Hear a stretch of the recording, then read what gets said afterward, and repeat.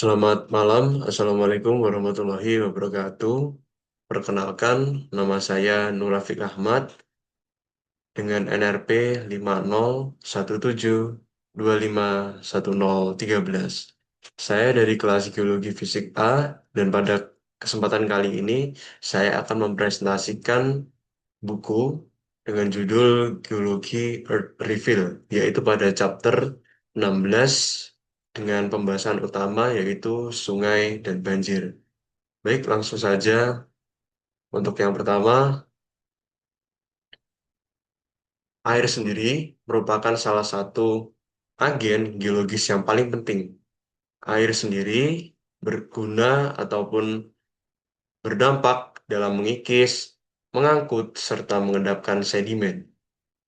Hampir di setiap lokasi di bumi, proses erosi sungai dan deposit sendiri menunjukkan hasil dari pengaruh air yang mengalir ini. Meskipun banyak agen lainnya yang berpengaruh dalam proses pengikisan, sedimentasi, dan proses transportasi ini, yaitu agen-agen seperti gletser, angin, gelombang, arus, ataupun ombak, dan semacamnya. Namun, air sendiri merupakan agen yang paling penting dan paling dominan dalam pembentukan landscape sungai tersebut.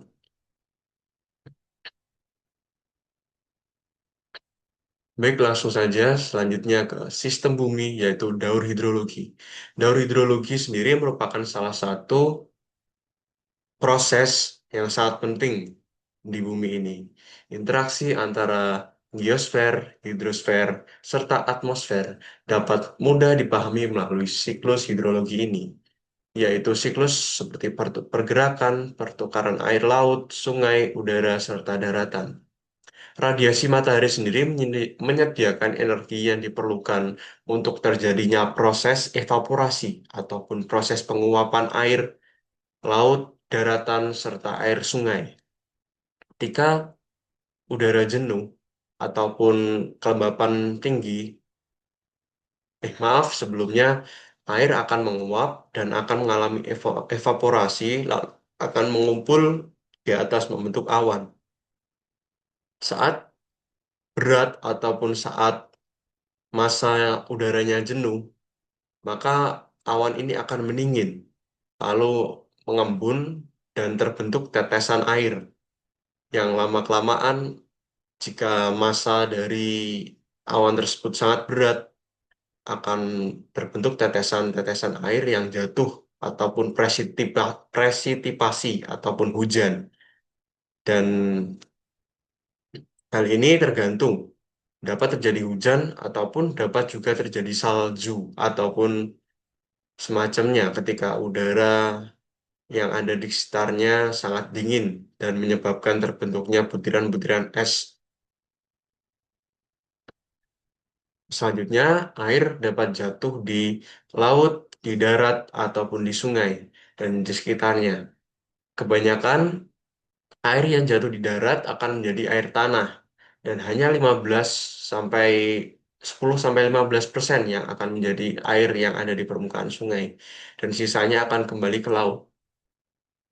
Sebelumnya,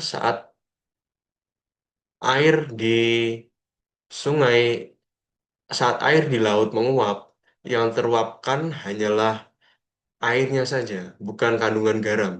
Sehingga lama-kelamaan air laut dapat bertambah asin karena kandungan mineral yang ada di tanah dan terbawa oleh air ke laut tersebut tidak dapat kembali lagi ke darat dan akan tetap seterusnya berada di laut yang semakin banyak mineral ataupun kandungan natrium di dalamnya sehingga menyebabkan air laut menjadi lebih asin ataupun menjadi asin karena tingginya kandungan garam ataupun natrium klorida di dalamnya.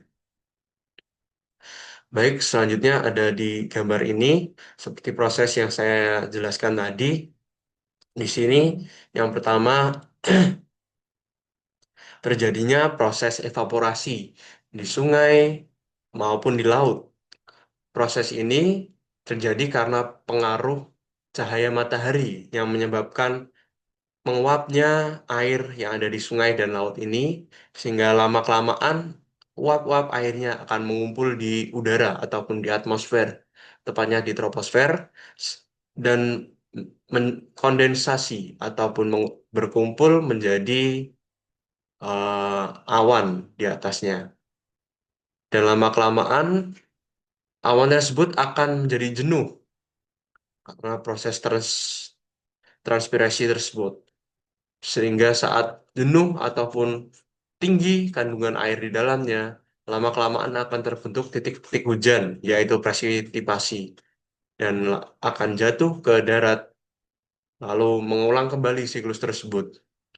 Sebelumnya, air yang jatuh ke darat akan difilter ataupun infiltrasi, dan sebagian besar yang jatuh ke darat akan menjadi air tanah seperti yang saya bilang tadi, dan hanya sebagian kecil yang mengalir ke sungai lalu kembali ke laut lagi.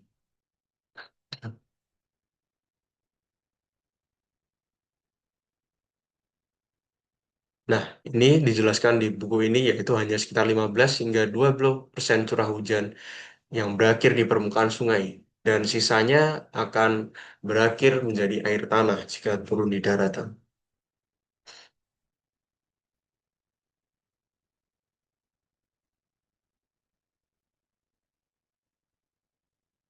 Selanjutnya adalah air yang mengalir.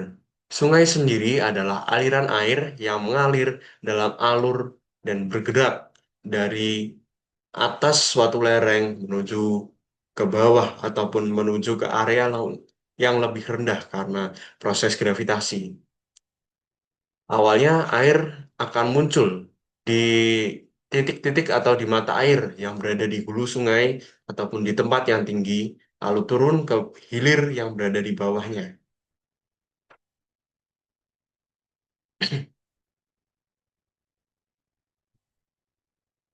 Pada gambar 16. Nah, untuk aliran sungai sendiri, sungai dimulai dari perbukitan ataupun tempat dengan ketinggian yang lebih tinggi dibanding area sekitarnya. Yang awalnya sungai ini akan bermula di hulu sungai, lalu karena pengaruh gravitasi akan mengalir ke tempat yang lebih rendah, yaitu menuju ke hilir. Hulu sungai sendiri merupakan bagian atas aliran sungai yang bersumber dari pegunungan. Seperti tempat saya, seperti yang saya bilang tadi, yaitu tempat yang lebih tinggi. Lalu akan mengalir ke tempat yang lebih rendah dan berakhir ke muara, lalu ke laut. Muara adalah di mana sungai masuk ke laut ataupun perbatasan antara sungai dan laut. Penampang melintang di sungai ataupun di pegunungan terjal biasanya membentuk lembah yang berbentuk seperti huruf V yang terpotong ke dalam batuan padat. Dengan aliran sungainya sendiri akan menempati di bagian bawah lembah yang ukurannya lebih sempit ataupun lebih mengicik.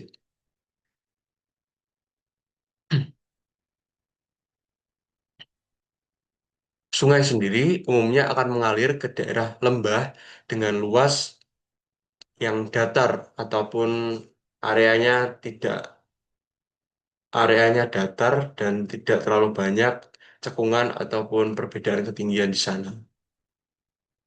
Saluran sungai sendiri dikelilingi oleh dataran banjir yang terbentuk dari sedimen yang direndapkan oleh sungai, yang biasa disebut dengan flow.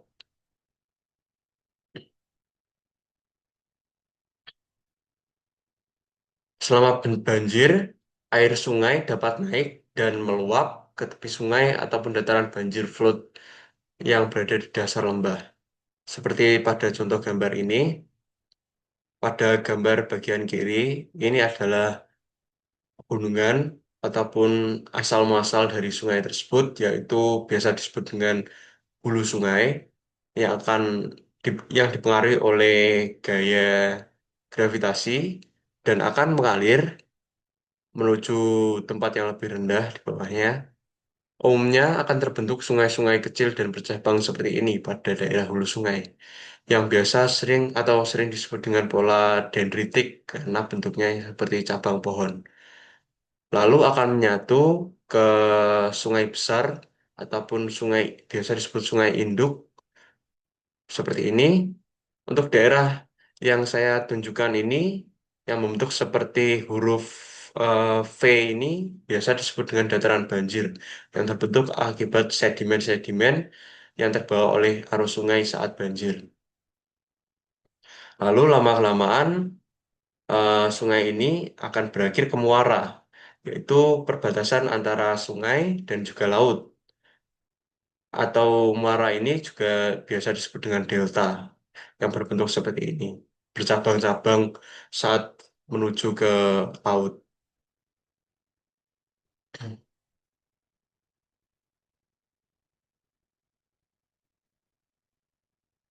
Nah, ini adalah contoh dari gambar sungai, ada gambar A dan B.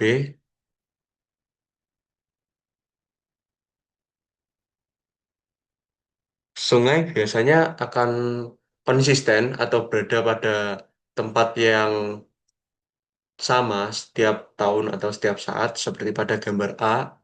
Namun, pada kondisi tertentu, air saat terjadi banjir ataupun airnya meluap, suatu saat akan melampaui dari garis ataupun dari tempat seharusnya, ataupun akan terbentuk dataran banjir seperti pada gambar B ini, di mana air melebihi kapasitas ataupun letak sungai seharusnya.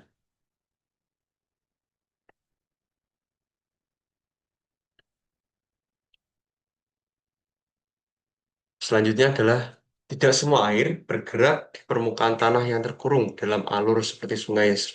Terkadang selama hujan deras, air mengalir seperti sheetways ataupun lapisan tipis aliran air yang terpuruk dan mengalir ke bawah. Sheetways ini sering terjadi di area gurun, di mana kurangnya vegetasi ataupun pepohonan serta berbagai tempat-tempat yang memungkinkan mengalirnya air tersebut, sehingga air hujan akan menyebar dengan cepat di permukaan tanah. Hal ini juga sering terjadi di area dengan kelembapan yang tinggi. Air umumnya akan lebih cepat meresap ke dalam tanah pada kondisi seperti ini.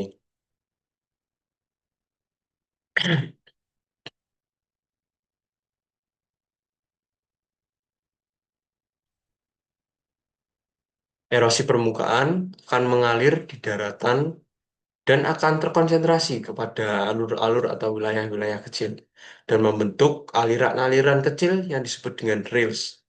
Rills akan bergabung membentuk aliran kecil dan aliran kecil tersebut akan bergabung membentuk aliran-aliran yang lebih besar.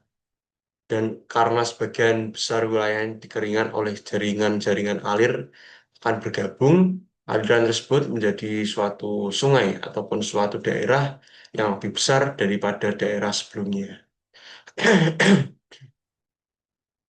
Selanjutnya adalah daerah aliran sungai.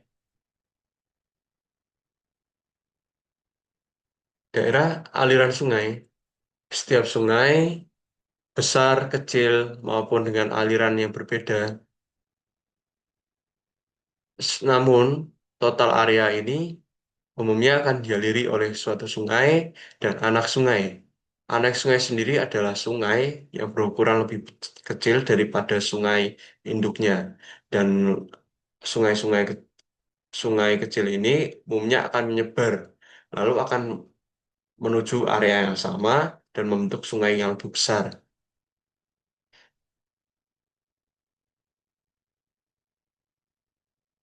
Anak sungai tersendiri sendiri salah satu contohnya adalah Sungai Ohio dan Missouri. Sungai ini mencakup lebih dari sepertiga area dataran Amerika Serikat.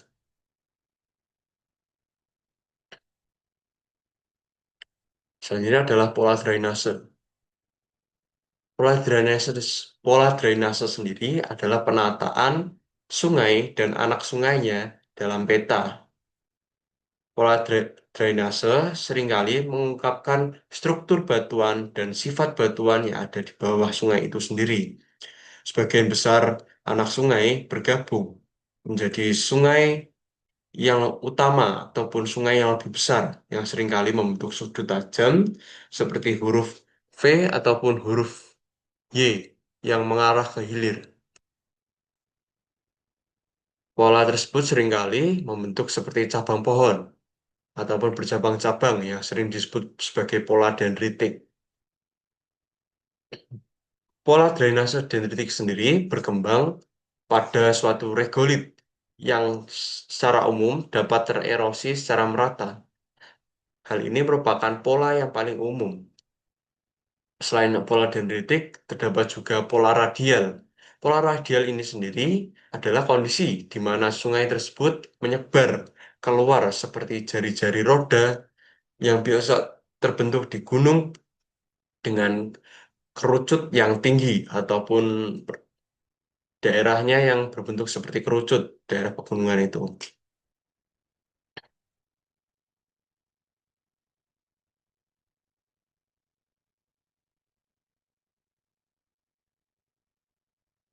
Selanjutnya terdapat eh, jenis lain yaitu pola trellis.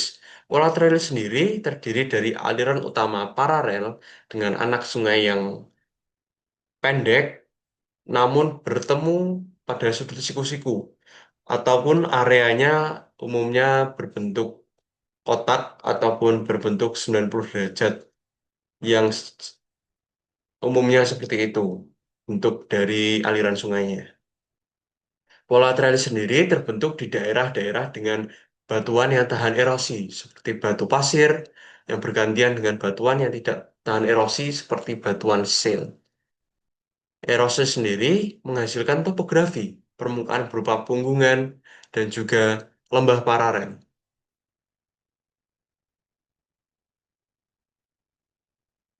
Nah, pada salah satu gambar 16.4, di sini adalah gambar ataupun contoh dari aliran Sungai Mississippi yang mencakup wilayah dataran yang dialiri oleh Sungai Ohio dan Missouri.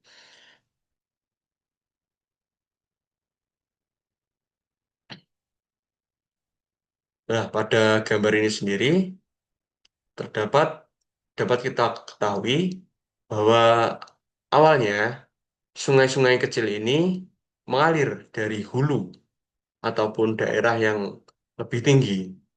Lalu lama-kelamaan akan menyatu menjadi sungai besar yang ada di tengah ini. Pola dari sungai ini sendiri dapat kita kategorikan sebagai pola dendritik karena bentuknya seperti cabang-cabang pohon yang menyebar ke segala arah.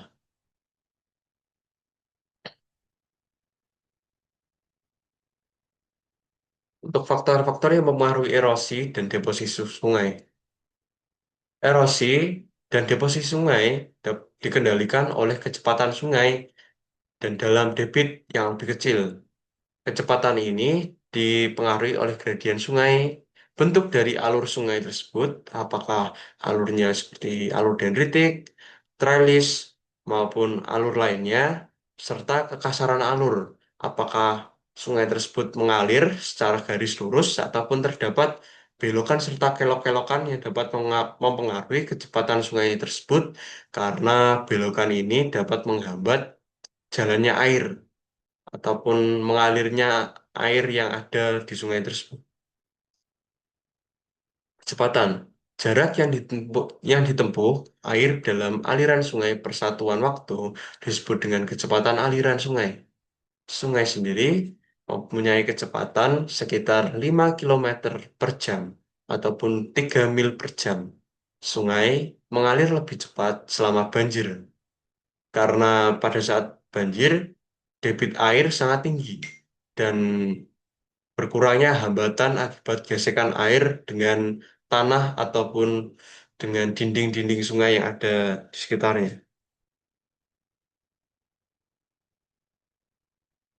Umumnya, kecepatan ini menyebabkan erosi serta pengangkutan material yang ada di sungai tersebut.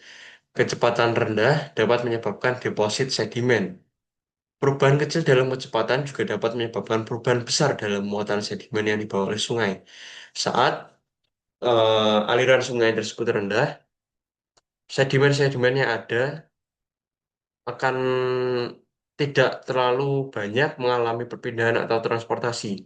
Berbeda saat kecepatan sungai tersebut atau kecepatan aliran sungai tersebut sangat tinggi, sehingga gesekan yang terjadi antara air dan juga dinding sungai serta material yang ada sangat tinggi dan menyebabkan tingginya tingkat erosi atau pengikisan yang ada dan rendahnya tingkat deposit ataupun sedimentasi dalam wilayah tersebut.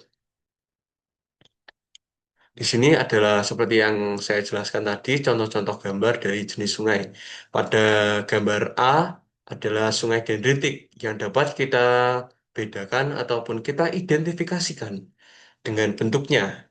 Nah, pada bentuknya sendiri dapat terlihat di sini. Bentuknya seperti cabang pohon yang menyebar ke segala arah dan terbentuk cabang-cabang yang berbeda. Selanjutnya adalah radial. Untuk pola radial ini sendiri, pola radial umumnya ada di wilayah pegunungan ataupun wilayah dengan bentuk kerucut yang awalnya bermuasal dari hulu sungai yang ada di puncak ataupun gunungan yang mengalir ke bawah ke segala arah sehingga aliran sungainya menyebar yang awalnya dari area pegunungan turun ke bawah menuju area yang lebih rendah. Nah, selanjutnya ada pola pada gambar C, yaitu pola rektangular yang dapat kita identifikasikan dengan bentuknya yang berbentuk seperti kubus ataupun kotak-kotak dengan sudut siku-siku ataupun 90 derajat. Umumnya pola ini terjadi karena patahan ataupun sesar serta pengangkatan wilayah batuan sehingga menyebabkan pola dari alirannya berbentuk 90 derajat ataupun siku-siku. Selanjutnya adalah wilayah trellis. Wilayah trellis ini sendiri umumnya terdiri dari sungai besar lalu mengalami percabangan karena pengikisan sedimentasi dan akan menjadi sungai-sungai percabangan sungai-sungai yang lebih kecil di luar dari sungai utamanya.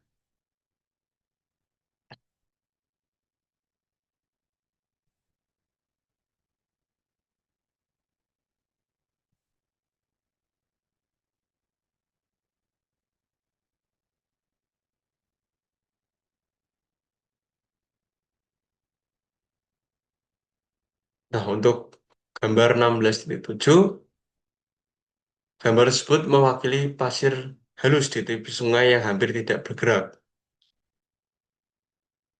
Saya akan menjelaskan dulu dari sini.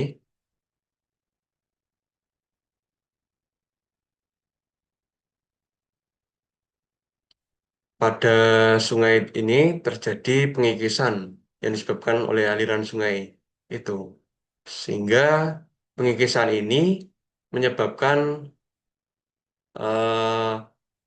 aliran sungai tersebut berbentuk seperti oxbow lake untuk jenis sungainya. Pada gambar pada titik A sendiri mewakili pasir halus yang tidak bergerak, sehingga pada wilayah ini terjadi sedimentasi ataupun pengendapan. Sedangkan pada wilayah B sendiri, wilayah yang berlawanan terjadi erosi saat banjir sehingga terkikis pada wilayah tersebut.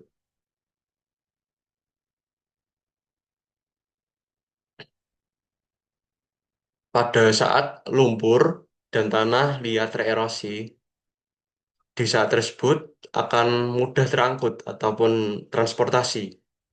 Seperti yang terlihat pada kurva bawah, lumpur dan tanah liat, muatan terlalu dissolved load. Sungai tidak terendapkan hingga sungai hampir berhenti mengalir. Pada wilayah ini terjadi penumpukan sedimen pada wilayah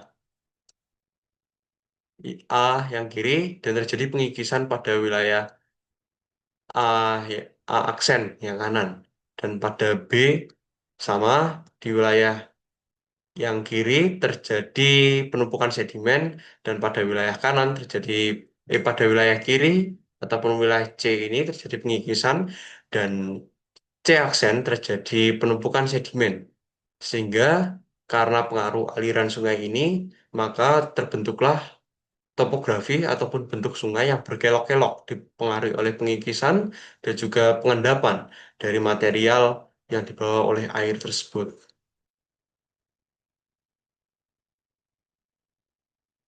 Selanjutnya adalah gradien. Gradien merupakan salah satu faktor yang mengontrol kecepatan aliran sungai, yaitu gradien kemiringan lereng dasar sungai ataupun permukaan air. Jika suatu sungai sangat besar, maka gradien aliran sungainya biasa diukur dengan dalam kaki per mil, khususnya di Amerika Serikat,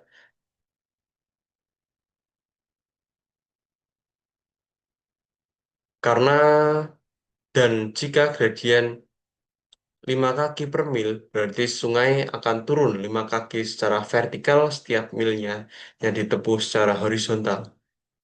Gradien aliran sungai biasanya akan berkurang ke arah hilir. Secara umum, gradien terbesar dapat di area hulu dan berkurang menuju muara aliran. Karena pada wilayah hulu sendiri, gradien kemiringannya sangat tinggi karena terdapat di area gunung ataupun dataran tinggi, dan sedangkan di wilayah hilir sendiri, umumnya sungai tersebut berada di dataran rendah yang kemiringannya sangat rendah ataupun bahkan tidak ada. Dan bentuk sungainya secara umum adalah datar pada wilayah hilir.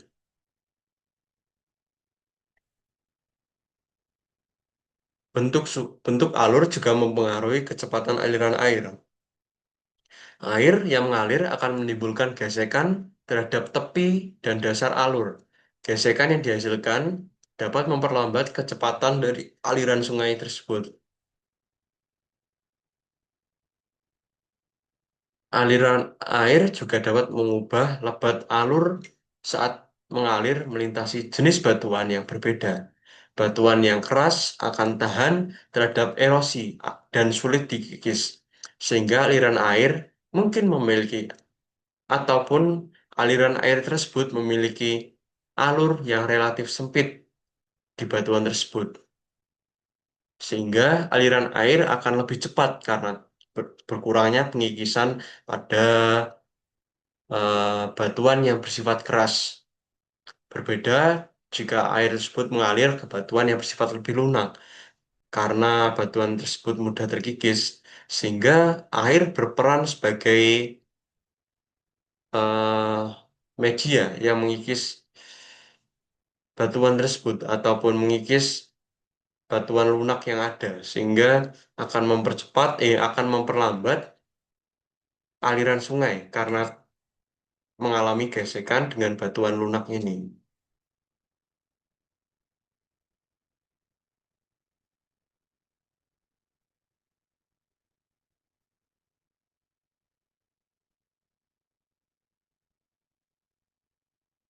Jika aliran air mengalir ke batuan yang lebih lunak dan mudah dikikis, alur air tersebut akan melebar dan aliran air akan melambat karena permukaan yang lebih luas akan menggesek air yang mengalir. Sedimen akan terendap sebagai kecepat akan terendap dan kecepatan dari aliran ini akan berkurang karena gesekan besar yang terjadi.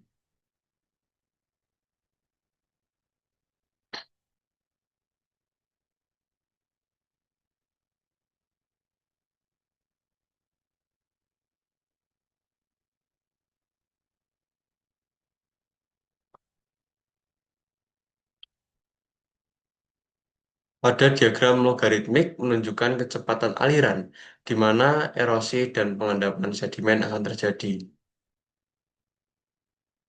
Kecepatan ini bervariasi sesuai dengan ukuran butiran sedimen.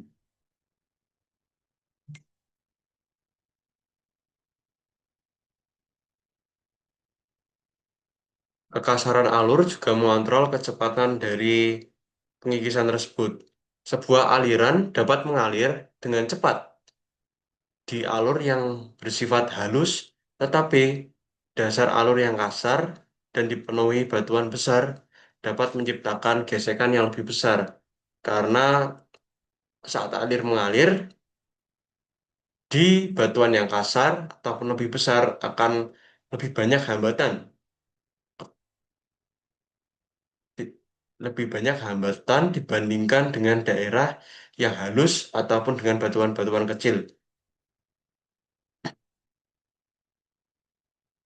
Selanjutnya adalah debit sungai.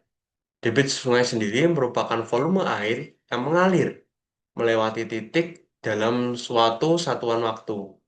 Debit dihitung dengan mengkalikan luas penampang yang melintangi sungai dengan kecepatannya. Dapat kita asosiasikan dengan lebar dikalikan dengan kedalaman ataupun depth dan juga dengan kecepatan velocity.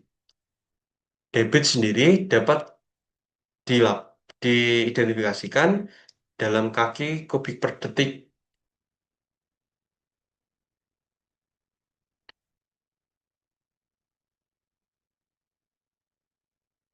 Nah, untuk gambar ini sendiri adalah bentuk dari alur dan kekasaran yang mempengaruhi kecepatan aliran sungai. Pada bentuk A sendiri adalah saluran setengah ataupun saluran dengan bentuk yang lebih kecil. Pada area ini umumnya ataupun harusnya aliran sungai akan cepat karena bentuk dari sungai ini kecil sehingga sedikitnya ataupun minimnya gaya gesekan antara antara batuan ataupun area di sekitar ini dengan aliran air sehingga kecepatan dari aliran sungai ini sangat tinggi ataupun tinggi. Nah, pada kondisi B sendiri merupakan saluran lebar dan dangkal yang pada kondisi ini akan memperlambat aliran sungai karena bentuknya yang lebar sehingga lebih banyak gesekan yang terjadi antara aliran sungai dan juga batuan sungai ini. Sehingga aliran pada sungai B akan lebih lambat dibandingkan aliran pada sungai A. Dan pada aliran sungai C, di sini dapat kita lihat bahwa bentuk dari sungai ini adalah kasar dan juga terdapat batuan besar di sekitarnya. Sehingga pada kondisi ini aliran sungai sangat lambat ataupun lambat karena banyaknya gesekan yang terjadi sehingga memperlambat mengalirnya air di sungai ini.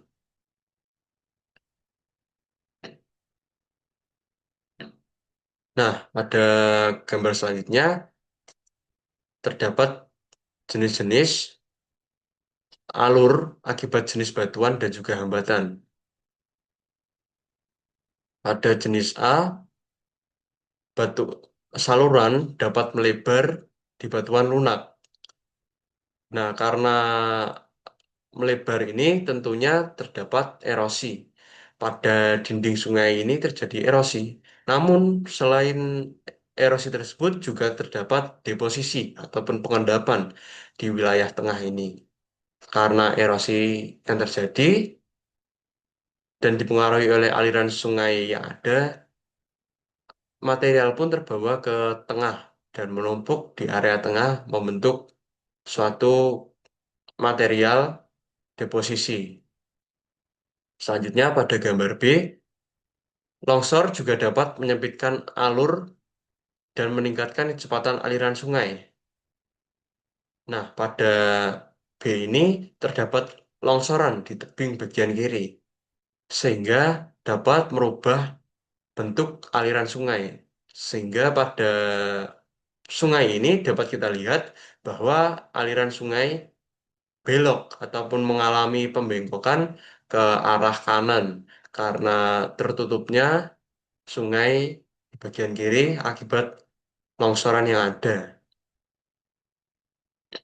Namun juga dapat terjadi erosi karena aliran sungai ini dapat mengerosi bagian tanah ataupun longsoran yang terjadi pada sebelumnya, sehingga wilayah ini dapat tererosi dan kembali ke bentuk semula. Selanjutnya adalah gambar C. Selain itu, terdapat juga konstruksi ataupun benda-benda buatan manusia yang dapat meningkatkan kecepatan, juga dapat meningkatkan hambatan dari aliran sungai yang ada. Terkadang pembentukan ataupun daerah yang terdapat jembatan dapat menghambat aliran sungai karena aliran sungai yang ada terhalang oleh konstruksi bangunan jembatan sehingga dapat memperlambat aliran sungai tersebut. Selain itu, jembatan pada daerah sungai tersendiri juga dapat dengan mudah tererosi karena pengaruh aliran sungai yang ada sehingga cukup rawan roboh ketika telah mengalami erosi yang begitu lama dan tidak ada perbaikan untuk jembatan tersebut.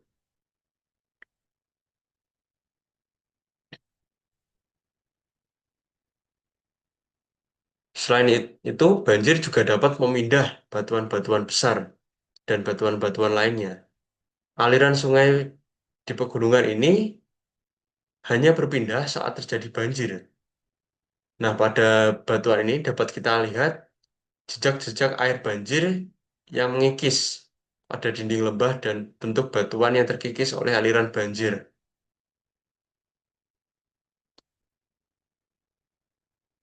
Selama banjir, debit dan kecepatan aliran sungai akan meningkat.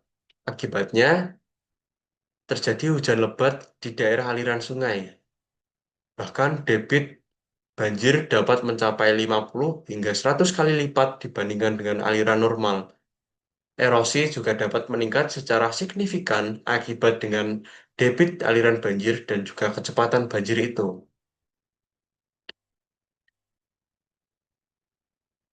Daerah yang tergenang banjir dapat mengalami erosi yang intens dengan tepi sungai dan lahan sekitarnya akan tercuci bersih akibat dengan aliran sungai tersebut.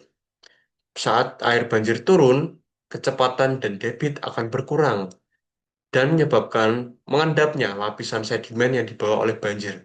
Umumnya lapisan tersebut adalah material-material kecil seperti batuan kecil ataupun lumpur yang akan berkumpul di daerah tergenang saat aliran sungai mencapai debit yang kecil ataupun tidak terlalu besar.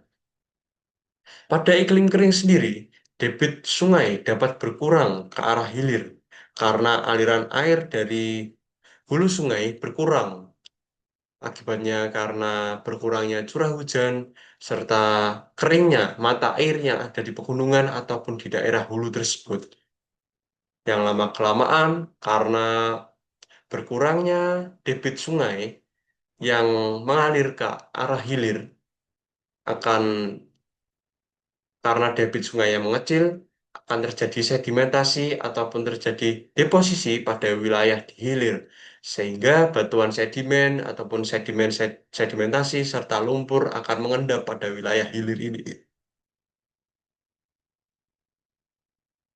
Selanjutnya terdapat erosi sungai. Erosi sungai biasanya akan mengikis batu dan sedimen di atasnya. Faktanya sendiri, sungai adalah salah satu agen paling berpengaruh dan paling efektif dari rekahan tanah.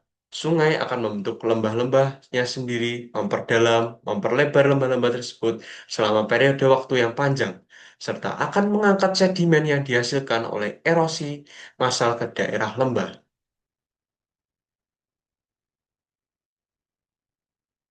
Nah, seperti pada gambar ini, pada suatu patahan ataupun rekahan akan terbawa oleh aliran rekahan batuan ini akan terbawa oleh air. Dan karena gesekan antara air, antara material lain, material yang awalnya berbentuk persegitiga ini akan mengalami pengikisan dan pergesekan sehingga dapat berbentuk batuan bulat seperti pada bentuk yang kita dapat lihat di tengah ini. Lama-kelamaan karena pengikisan yang begitu lama dan pada waktu yang panjang akan membentuk lapisan atau akan membentuk batuan-batuan yang lebih kecil karena terpecah dan juga karena pengikisan tersebut. Nah, pada gambar ini dapat kita lihat lubang-lubang yang terbentuk pada batuan ini adalah sebab dari erosi ataupun sebab dari pengikisan yang disebabkan oleh aliran sungai dalam waktu yang sangat panjang. Selanjutnya adalah pengangkutan sedimen oleh sungai. Muatan sedimen sendiri dapat diangkut oleh sungai dan dapat dibagi menjadi muatan dasar dan juga muatan terlarut, dissolved load, dan sebagian besar muatan sungai dibawa dalam bentuk terlarut. Seperti pada gambar ini, karena batuan yang awalnya sangat besar mengalami pengikisan oleh dasar sungai dan juga oleh air, lama-kelamaan akan membentuk batuan-batuan yang lebih kecil, seperti dapat membentuk pasir, gravel, dan juga silt serta lumpur karena terjadi pengikisan dalam waktu yang begitu lama.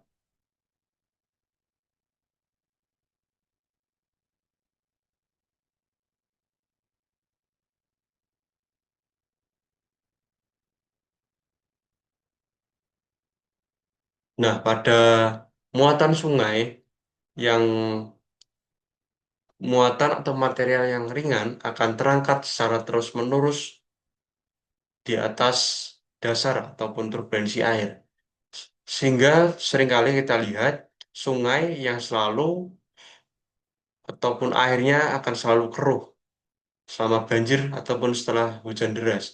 Itu disebabkan karena muatan terlarut ataupun lumpur dan tanah liat yang biasa ada akan mengambang di area sungai tersebut akan bercampur karena sifatnya ringan. Sementara itu, muatan dasar yang lebih kasar akan bergerak di dasar aliran sungai. Muatan terlarut sendiri memiliki efek erosi yang lebih kecil dibandingkan dengan muatan dasar yang kurang terlihat karena letaknya yang di bawah atau di dasar sungai, sehingga menyebabkan sebagian besar erosi dasar aliran sungai. Namun jumlah sedimen yang sangat besar umumnya akan diangkut dalam keadaan terlarut karena mudahnya transportasi atau perpindahan dari material terlarut karena sifatnya yang ringan dibandingkan material muatan dasar yang bentuknya lebih besar serta berat sehingga sulit untuk berpindah tempat.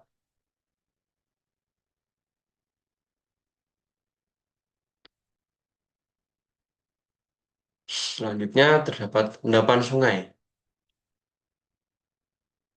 Sedimen yang diangkut oleh sungai seringkali disimpan sepanjang aliran sungai, terutama oleh sedimen beban dasar. Sedimen ini bergerak secara sporalis ke hilir dalam siklus yang berulang, seperti erosi dan pengendapan. Endapan sungai dapat berbentuk bar, yaitu gundukan sedimen yang berada di sekitar sungai. Biasanya terdiri dari material pasir dan juga material kerikil yang terendapkan di tengah dan sepanjang tepi sungai. Bar sendiri terbentuk akibat endapan saat debit ataupun kecepatan air sungai ini berkurang.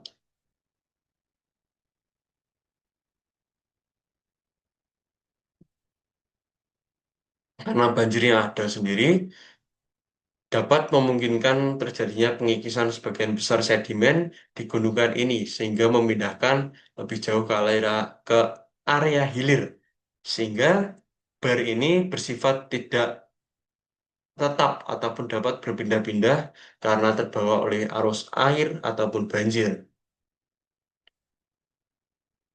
Selanjutnya adalah endapan pleasure. Endapan pleasure sendiri umumnya ditemukan di sungai-sungai di mana air akan mengalir secara mekanis dan dapat terkonsentrasi ke sedimen yang lebih berat.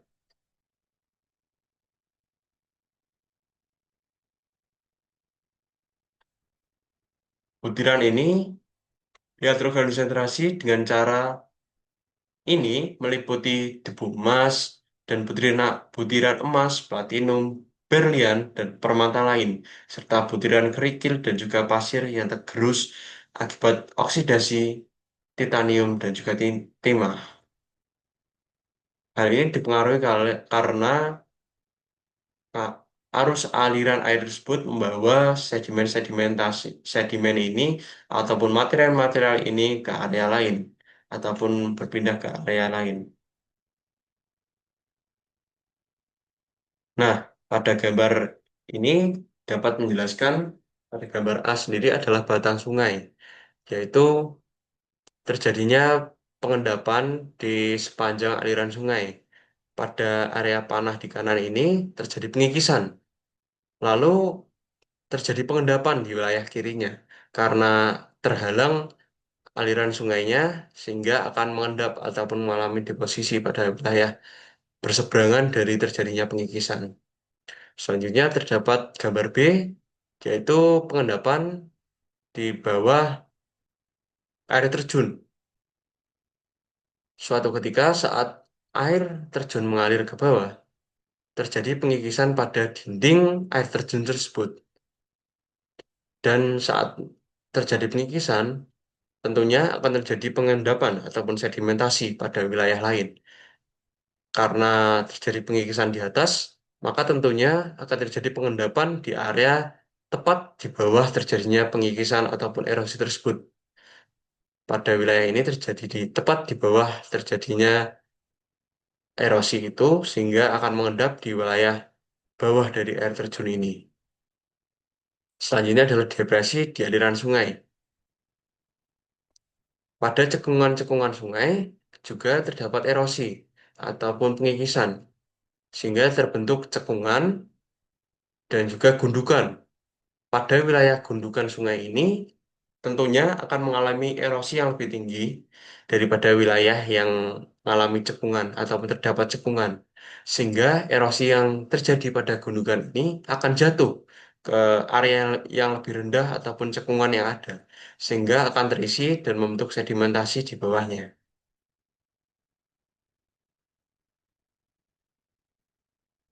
Selanjutnya adalah aliran sungai bercabang. Penumpukan sedimen di tengah sungai sendiri dapat mengalihkan aliran-aliran sungai tersebut sehingga akan membentuk sungai-sungai yang bercabang akibat dari pengikisan di berbagai wilayah sehingga akan terpencar aliran sungai tersebut ke berbagai wilayah lain dari sungai induknya.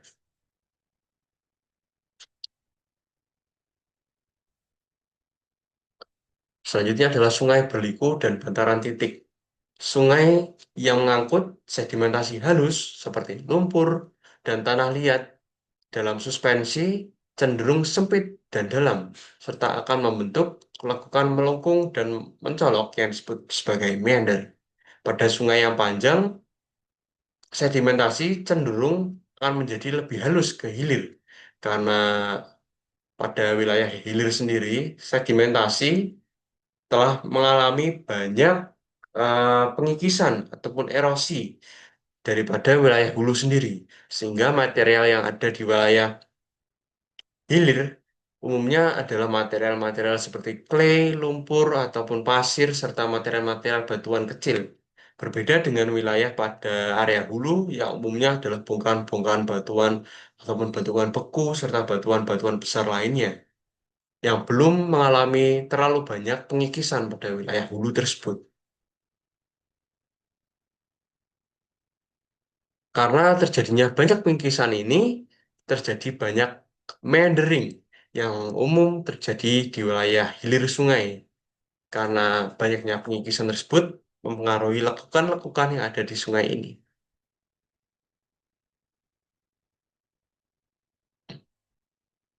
Selanjutnya adalah dataran banjir. Dataran banjir sendiri adalah tanah yang luas terbentuk oleh sedimentasi di kedua sisi aliran sungai.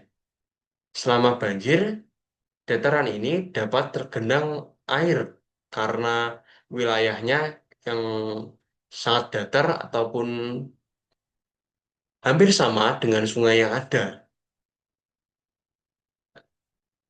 banjir ini sendiri akan membawa lapis material-material terlarut seperti lumpur dan juga tanah liat. Pada gambar ini, pada gambar sebelumnya terjadi pengikisan, erosi dan juga deposisi. Pada wilayah kanan ini adalah erosi yang disebabkan oleh aliran air yang ada dan akan terus mengikis bagian pada wilayah kanan. Dan wilayah sebaliknya mengalami deposisi ataupun penumpukan sedimen. Karena pada wilayah ini, aliran sungai, pada wilayah kiri ini, aliran sungai cukup rendah ataupun cukup lambat dibandingkan wilayah kanannya. Lama-kelamaan akan terbentuk meander, point bar, dan juga cut bank. Karena pengikisan yang semakin besar ataupun semakin lama akan membentuk lekukan yang lebih signifikan ataupun lebih terlihat daripada sebelumnya, sehingga menyebabkan sedimentasi yang lebih tinggi dan juga pengikisan yang lebih terlihat. Nah, selanjutnya, karena semakin lama terjadi pengikisan tersebut, terbentuk aliran yang sangat melengkung dan juga sedimentasi yang sangat terlihat menjorok seperti pada gambar terakhir ini.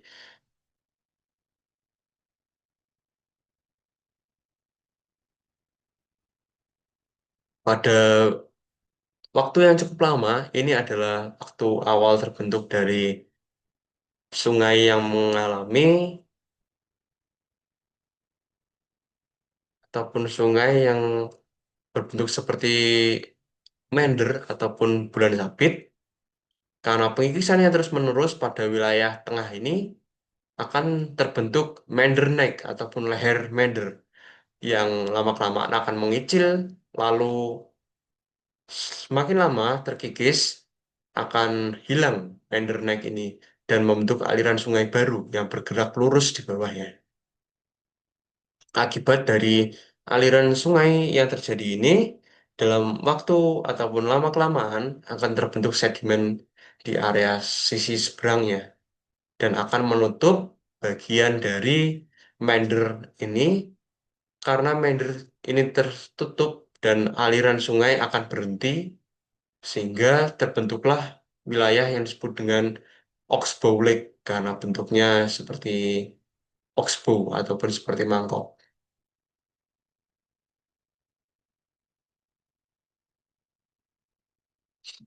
Selanjutnya adalah delta. Sebagian besar sungai akan mengalir ke laut ataupun ke danau besar. Sungai akan mengalir ke air tenang yang biasa disebut dengan atau biasa membentuk delta, yaitu endapan sedimen yang terbentuk di mulut sungai ketika kecepatan aliran sungai ini berkurang. Bentuk delta sendiri bervariatif, bergantung pada keseimbangan antara pasokan sedimen yang ada dengan aliran sungai serta daya erosi gelombang serta pasang surut dari air laut.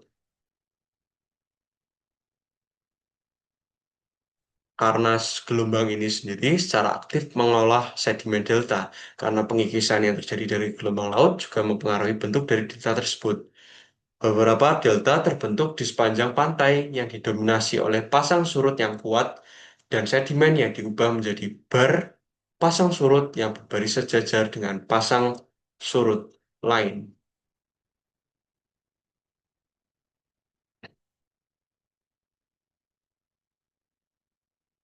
Nah, pada gambar-gambar ini adalah contoh dari delta,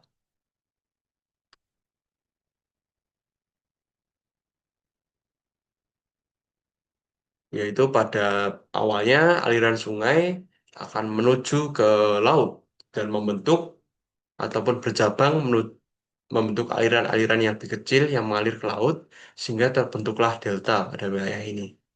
Untuk delta sendiri juga karena pada wilayah ini merupakan wilayah sedimentasi, yaitu pada wilayah dengan warna coklat ini,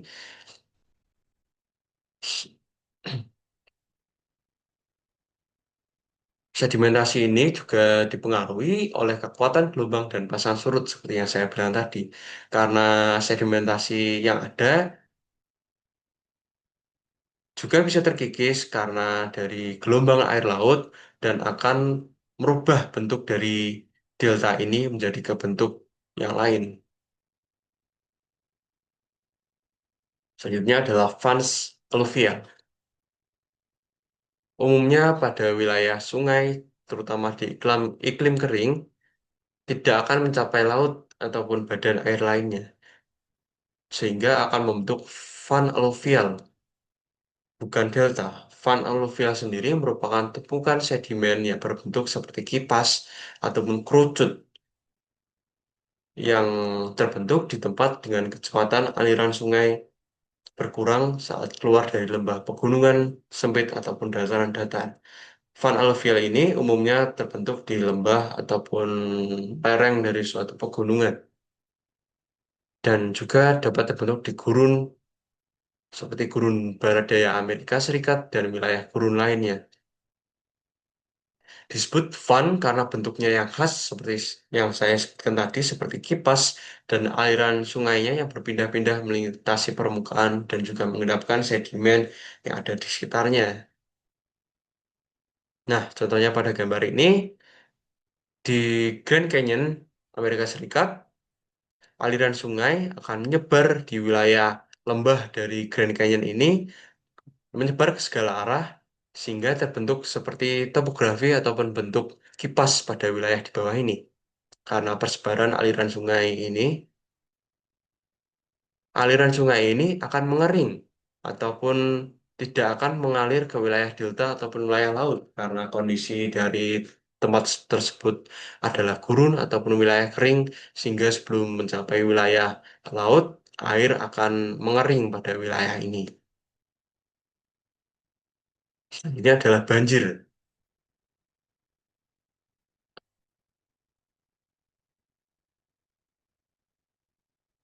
Banjir sendiri adalah salah satu fenomena yang sering kita lihat di area sekitar kita yang disebabkan oleh meluapnya atau meningkatnya debit aliran sungai dibandingkan dengan kapasitas yang seharusnya. Sehingga air akan meluap menuju wilayah lain dan bukan pada wilayah yang seharusnya.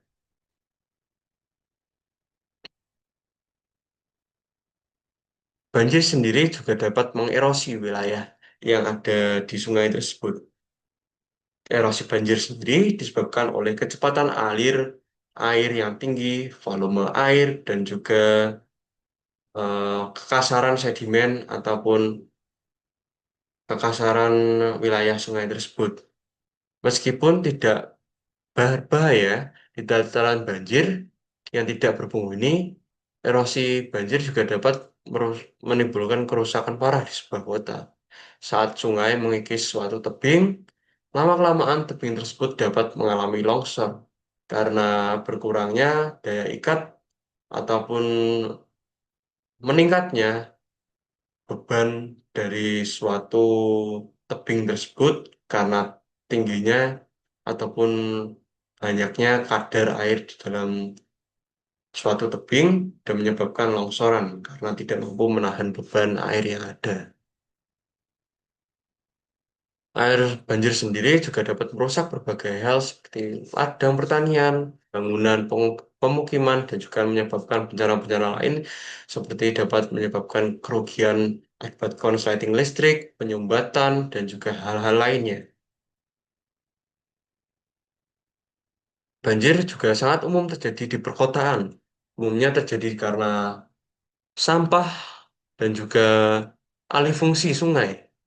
Seperti yang sungai awalnya umum hanyalah sungai, namun diadakan ataupun terdapat pembangunan di area sungai tersebut sehingga dapat menghambat proses terjadinya aliran sungai dan juga meningkatnya debit aliran sungai tersebut. Selain itu, dapat juga disebabkan oleh sampah yang dapat menghambat aliran sungai tersebut sehingga dapat mengurangi kecepatan aliran sungai dan meningkatnya debit air sungai tersebut. Selanjutnya adalah banjir bandang. Banjir bandang sendiri merupakan banjir yang terjadi secara tiba-tiba dan juga surut secara cepat.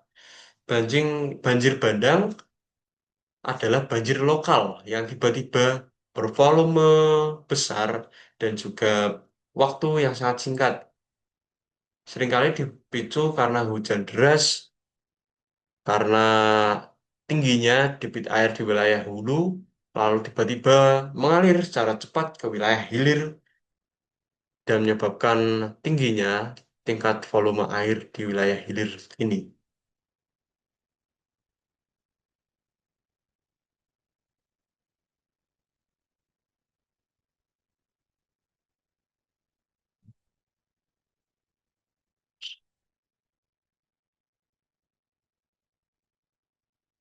Selanjutnya adalah pengikisan ke bawah dan juga tingkat dasar. Proses memperdalam lembah melalui erosi dasar sungai disebut dengan erosi dasar. Jika sungai mengikis batu dari dasarnya, ia dapat membentuk lembah yang sempit dan berbentuk slot melalui batu. Namun, cekungan sempit semacam itu jarang terbentuk karena erosi massal dan juga erosi lembaran yang biasanya menghilangkan batuan dari dinding lembah.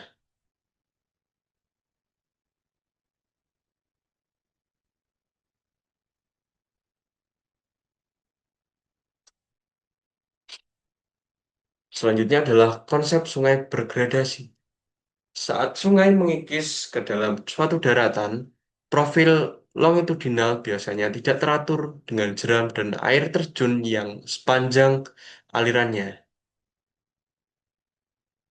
Nah, pada gambar ini, aliran air yang awalnya lurus pada gambar A dapat mengalami perubahan bentuk ke arah pengikisan yang terjadi. Erosi lateral ini juga dapat memperlebar lembah dengan cara mengikis dan mengikis dinding lembah tersebut karena awalnya sungai mengalir di lembah ini, lembah lalu lama-kelamaan karena erosi tersebut sungai berpindah tempat sehingga mengikis wilayah dari s- suatu dataran tinggi ini sehingga terbentuk lembah yang lebih luas dan lama-kelamaan saat sungai terus-menerus berubah tempat ataupun berubah bentuk akan terbentuk lembah yang semakin luas. Selanjutnya adalah erosi lateral.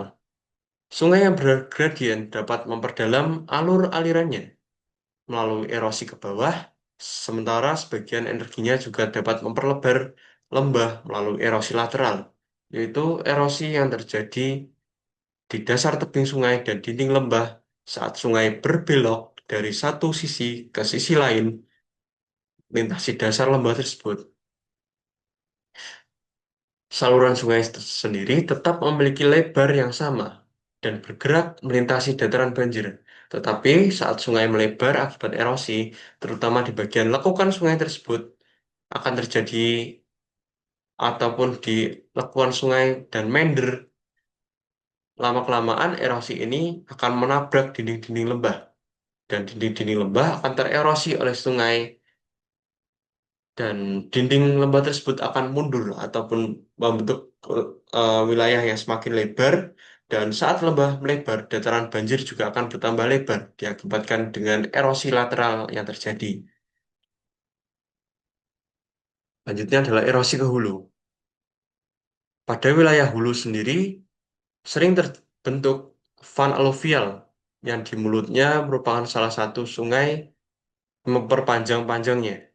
Sungai dapat memperpanjang lembahnya melalui erosi hulu, yaitu pertumbuhan perlahan lembah ke arah hulu di atas sumber aslinya. Jenis erosi ini sangat sulit dihentikan ketika suatu lahan pertanian hilang akibat parit yang mengikis ke arah hulu ke ladang. Petani harus mengalihkan aliran permukaannya dan mengisi kepala parit dari hulu ini dengan semak-semak atau puing-puing lainnya untuk menghentikan, setidaknya memperlambat kehilangan tanah permukaan. Hal ini sama dengan erosi yang terjadi pada van aluvial. Erosi ini tidak dapat dihentikan karena sulitnya untuk menghilangkan parit-parit atau menghilangkan aliran-aliran sungai yang menyebar di hulu ini. Selanjutnya adalah teras sungai. Teras sungai adalah bentuk lahan berundak yang seringkali ditemukan di atas sungai ataupun dataran banjir. Teras sungai sendiri akan mengikis ke bawah ke dalam urutan tebal tebal endapan dataran banjir sendiri. Awalnya sungai akan mengendapkan lapisan tebal endapan dataran banjir. Kemudian sungai berubah dari posisi deposit menjadi erosi dan mengikir ataupun mengikis dan mengerosi area ini ke dalam dataran banjir lamanya. Teras sungai ini juga dapat terbentuk dari erosi lantai lembah batuan dasar. Teras batuan dasar biasanya ditutupi oleh lapisan tipis endapan dataran banjir, seperti pada gambar ini.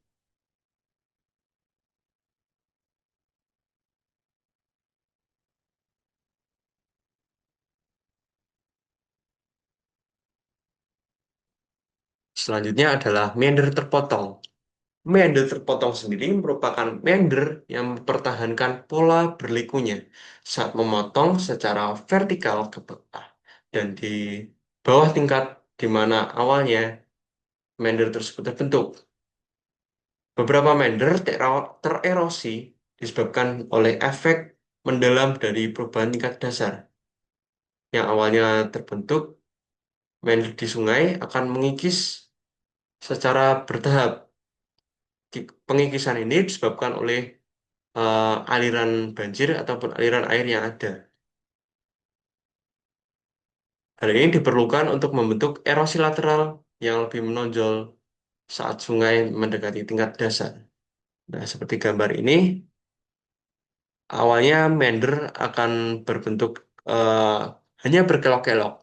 Namun lama-kelamaan terjadinya pengikisan atau erosi yang terjadi akan menyebabkan terhubungnya ataupun tersambungnya wilayah wilayah lainnya sehingga terbentuk aliran sungai baru ataupun aliran sungai yang berbeda daripada aliran sungai sebelumnya hingga akan terbentuk potongan meander seperti contohnya pada gambar A yaitu meander tererosi karena pengikisan meander yang disebabkan oleh aliran air yang ada.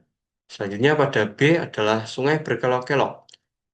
Meander ini adalah jenis yang umum karena hanya berkelok-kelok pada kondisi yang normal ataupun kondisi yang biasa. Selanjutnya adalah C, gambar C, pengangkatan regional permukaan tanah. Hal ini memungkinkan sungai untuk mengikis dan memotong meandernya, sehingga terjadi banyak pengikisan sungai pada gambar C ini. Sekian presentasi bab 16 dari buku berjudul Geologi Earth Reveal ini. Kurang lebihnya mohon maaf. Terima kasih. Wassalamualaikum warahmatullahi wabarakatuh.